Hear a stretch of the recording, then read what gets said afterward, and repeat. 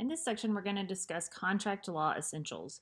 Most of these things we're going to cover in more detail in later chapters, so this is really just going to be a brief overview of a lot of little topics that are relevant to contracts.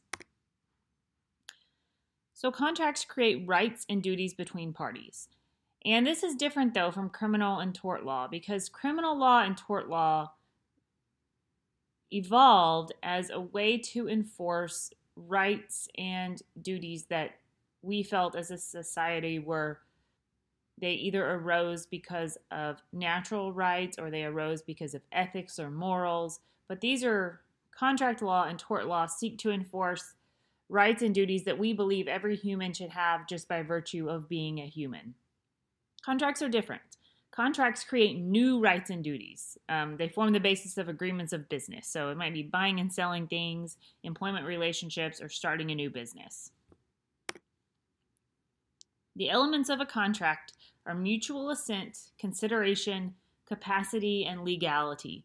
And all of these things have to be present to have a valid contract. The first element is mutual assent. Mutual assent is a meeting of the minds. This means the offeror must make a definite expression of the desire to enter into a contract in a clear and unambiguous manner in clear and unambiguous terms. These terms must be communicated to the offeree, and then the offeree must accept those terms without changing any essential terms of the offer to have mutual assent. This can be destroyed by fraud, misrepresentation, mistake, duress, or undue influence. All right, so let's assume A remarks that she's been considering selling her car. B responds, "I'll take it for $5,000. Is this mutual assent? It is not, right? Because A didn't communicate any terms to her offer, and she didn't really communicate an unambiguous offer. It was just kind of an afterthought. I have been considering selling my car. B's response that, sure, I'll take it for $5,000 is not mutual assent. They do not have a valid contract. All right. Now assume, though, that A responds, okay, deal, I'll sell it to you. Now do we have mutual assent, assuming all the other contractual elements are there? Do we have a contract? Well, it kind of looks like we do, right? Because A's initial remark was not an offer. It was not an offer to sell her car. But when B responded, I'll take it for $5,000. I'll take your car for $5,000. B has made another offer. And it is a clear and unambiguous offer. When A responds, deal, now we have mutual assent. All right, now we have S telling B he will sell him his 2015 GMC Yukon with 50,000 miles for $10,000. B accepts this offer. However, S has actually altered the odometer and the Yukon has 150,000 miles. Is this mutual assent? No, right? There's fraud in here. S has lied to B. They do not have mutual assent because they have not had a meeting of the minds because they both don't agree to the same terms. There's been fraud. I'm selling my home. I list my home for $350,000. A potential buyer of my home presents me with a contract for $300,000. Who is the offeror and offeree? Well, first, I am offering my home up for sale for $350,000. So I'm the offeror here. However, when I'm presented with a contract for $300,000, that's a new offer. Now that person is the offeror because they've offered to buy my home for different terms. So they are now the offeror. Moving on to consideration. Consideration is the thing of value that's promised to another party in return for something of value. And it must appear on both sides of the transaction. We call that a legal detriment and a legal benefit. So on each side of the transaction, we must give up something and we must be benefited somehow. The adequacy is generally irrelevant to courts. So I am free to make a bad deal. I can sell my car for way less than it's worth. The courts are not really going to be concerned with whether or not the consideration matches on each side, unless there's some grave disparity. And these things are not consideration. So past consideration, a pre-existing duty, an illusory promise, or a future gift. So I find my neighbor's dog and return him. My neighbor says, "Thanks, I should give you something. I'll drop $20 by your house." Is this consideration? The answer is no. This is a past consideration because I have already done the thing. I have already found the dog and returned him. And I did that without any expectation of money. I didn't do that based on some legal benefit and legal detriment. So this is not consideration. This is past consideration. B agrees to sell A all the ice cream he wants to buy. Is this consideration? No, this is an illusory promise because it's not definite enough for us to know what we are contracting for. N sues her mother because her mother promises to buy N, who is her daughter, a car. Is this consideration? No, this is a promise of a future gift.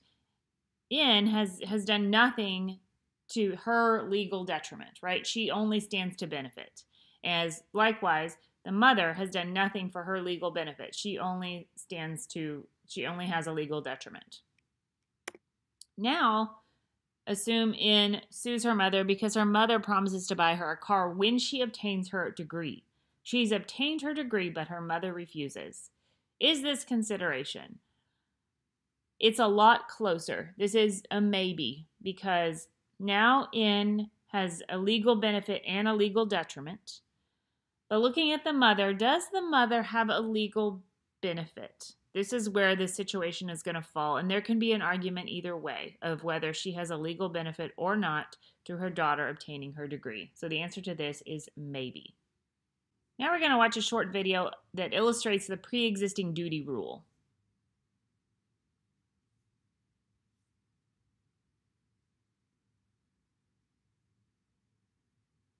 The pre-existing duty rule is a corollary to the requirement of consideration, because consideration that makes contracts enforceable must be bargained for. Consideration cannot consist of performance that the party had a pre-existing duty to perform. If the party was legally required to do something in any case, then agreeing to do that very thing is not new consideration that needs to have been bargained for by the other party. Therefore, a party's offer of a performance already required under an existing contract, employment term, or law is insufficient consideration for a new contract or the modification of an existing contract. As a practical matter, the pre-existing duty rule also maintains the integrity of a contract by preventing parties from using leverage to coerce the other parties into contract modifications. Let's look at an example. Two parties, a contractor and a homeowner, enter into a contract for the renovation of a house. A week later, the contractor becomes dissatisfied with how much he will be paid. He tells the homeowner that he will walk away from the project unless he is paid more for his services.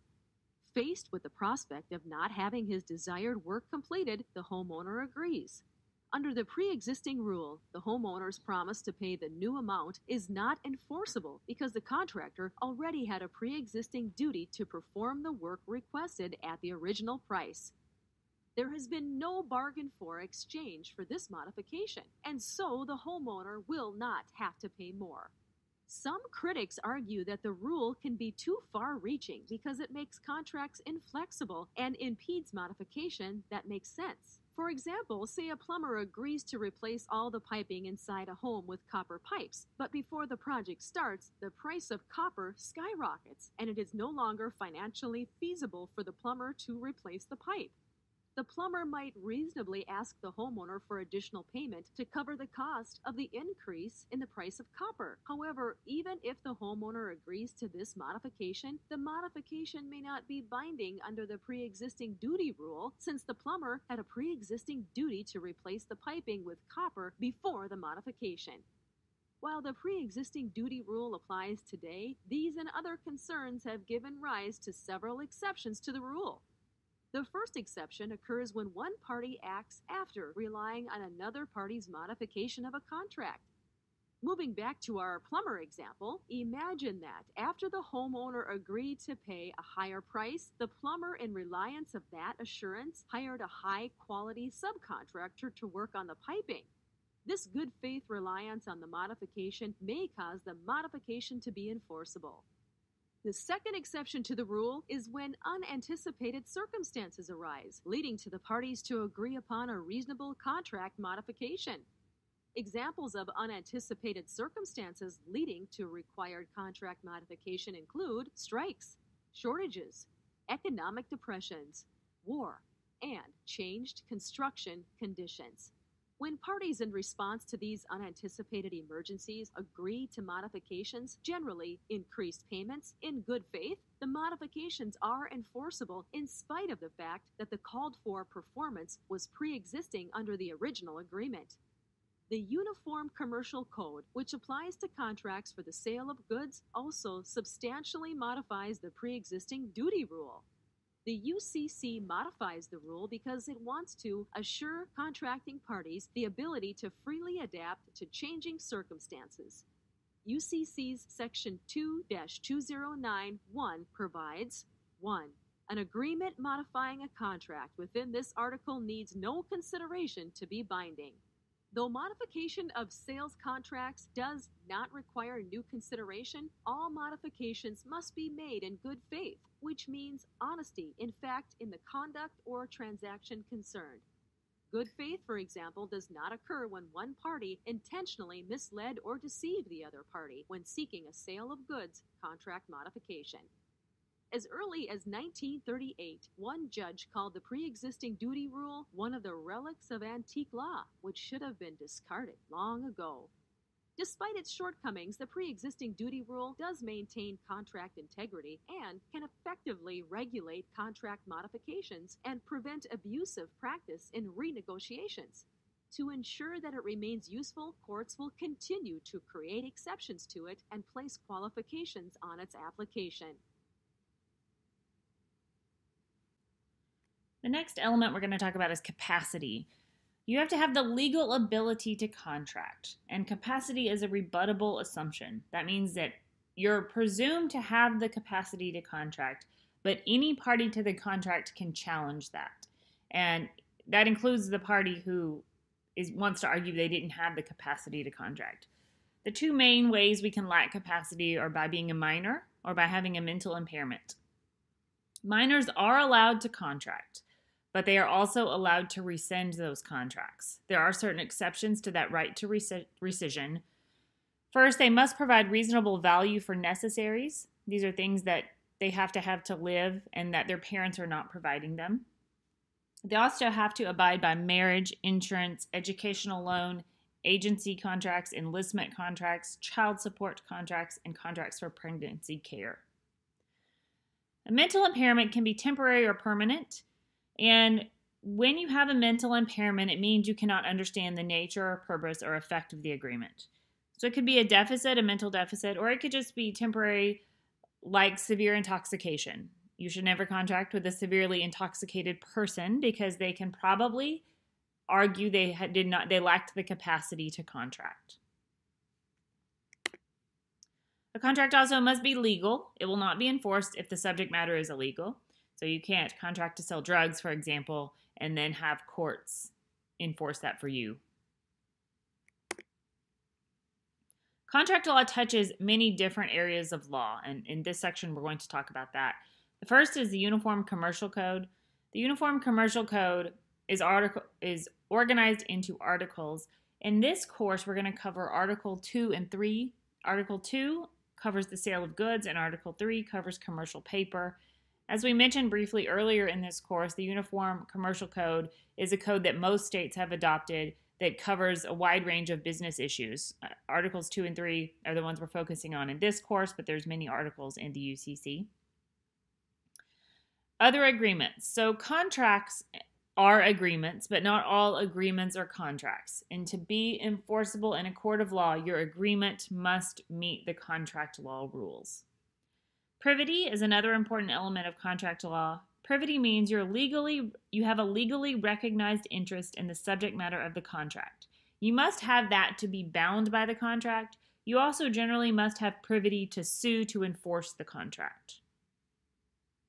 Agency law is important in contracts because often in a principal and agent relationship, an agent will bind the principal in a contract. And then the statute of frauds is going to require certain contracts to be in writing. So generally a contract does not have to be in writing. It can be an oral agreement. However, it must be in writing if it's going to be performed over 1 year, if it covers the sale of lands, if it's a marriage contract, if it's made by executors to pay debts of another, or if it covers the sale of goods with a value over $500. Contracts can be valid, void, voidable, or unenforceable. A valid contract is one that there's no problem enforcing it, right? So courts are willing to enforce it. It's a valid contract. The subject matter is valid. All the people are allowed to contract, and all of the elements are there. A void contract means that you're missing an element. It's void. It's not a valid contract. Voidable means that there is some problem in the contract, but the parties can still perform the contract. However, it is voidable by one party or another. So a minor, for example. If a minor enters into a contract, the minor can void the contract. The minor can say, I lack the capacity to contract. This contract is voidable. And then unenforceable means a court will not enforce the contract. So maybe it's illegal, something like that. A contract can be unilateral or bilateral. A unilateral contract is a promise in return for an act. So I might say, I will give $10 to the next person who goes to Starbucks and delivers me a latte, right? So there is no contract. The contract doesn't arise until the act is performed. If somebody actually goes to Starbucks and delivers me a latte, the contract arises when I am delivered that latte, then I have to pay the $10. A bilateral contract is a promise in return for a promise. So I promise to pay you $500 if you promise to paint my fence. There, the contract arises upon the exchange of promises. We are both obligated to each other when we agree to the promises. Neither action has to happen before the contract arises. Contract can be an express or an implied contract. In an express contract, the parties accept mutual obligations. In an implied contract, though, that would happen when one party knowingly accepts a benefit from another, even though they haven't entered into a contract. If they do that, they may be obligated to pay, even though the contract doesn't exist. An implied in fact contract is an implied contract by direct or indirect actions of a party. And an implied law contract is when the court imposes a contract based on some sort of unjust enrichment for one of the parties. A contract can also be informal or formal. An informal contract is maybe written or oral, but it's not under seal.